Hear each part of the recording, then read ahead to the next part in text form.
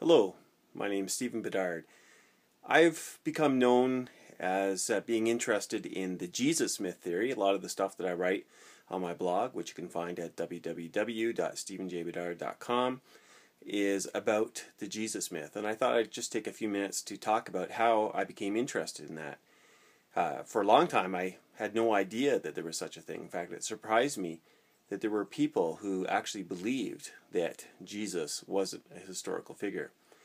How it all came together was I was pastoring in a small town in Ontario, Canada, and it so happened that within the same town was a Canadian author named Tom Harper. Now, Tom Harper is a fairly well-known religion author in Canada and has always been on the liberal side, but ended up that he encountered some other writings that talked about Jesus not being historical, and he bought into that. He rejected his previous belief in a historical Jesus and adopted this idea of a cosmic Christ, that there is a spiritual Christ within each one of us, but there is no relationship to any historical Jesus. So he wrote this book called The Pagan Christ, and it did quite well in Canada. Being in the same small town, there were people in our church who were quite concerned about it. It was all over our local paper.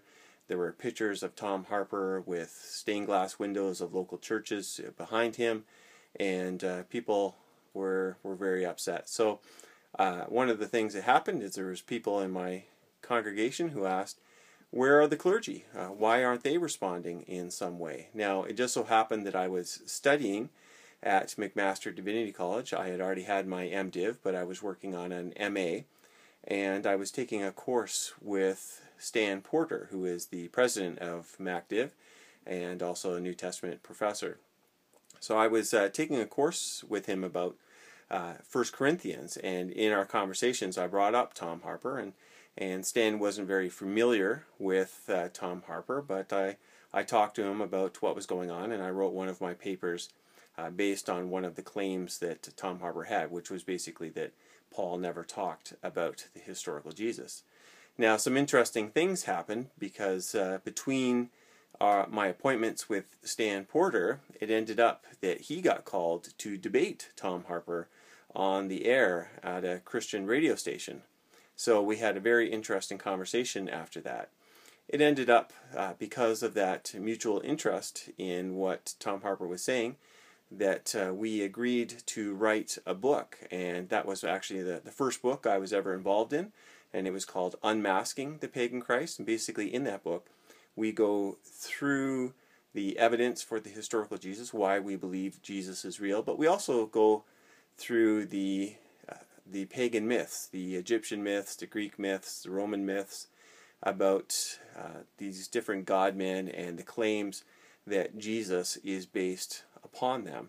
And as I went through that, I was amazed that people actually bought into this Jesus myth, because all you have to do is read the original myths to see that that there's no connection between Dionysus or Mithras or Horus and the Jesus of the Gospels. There's no similarity at all. There are no virgin births there. There's no crucifixions. All of the stuff that mythicists claim, they just don't exist in there. So that really was my introduction to the Jesus myth, and since then I've read other books by other mythicists.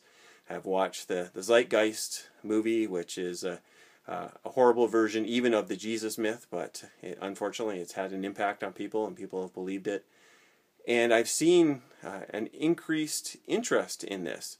Back when we wrote our book in 2006, this was a pretty minor area of apologetics, but now it seems to be something that people are very interested in, and people are buying into it. There's a lot more websites, there's a lot more books coming out, and it still is on the fringe in terms of scholarship.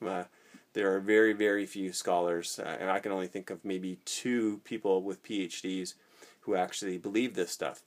But at the same time, on a popular level, it seems to be very much having an impact. And so I continue to use a lot of my work in apologetics and my time on my blog to respond to the Jesus myth. In fact, there is a page on my blog that specifically about the Jesus myth, including stuff that I've put together, but also other things, videos by other people, and links to other bloggers who have responded to this. So I encourage you to check that out. That's at my website, www.stephenjbedard.com. Continue to look there, and also I encourage you to check out my podcast, which is at www.hopesreason.podbean.com. Thank you.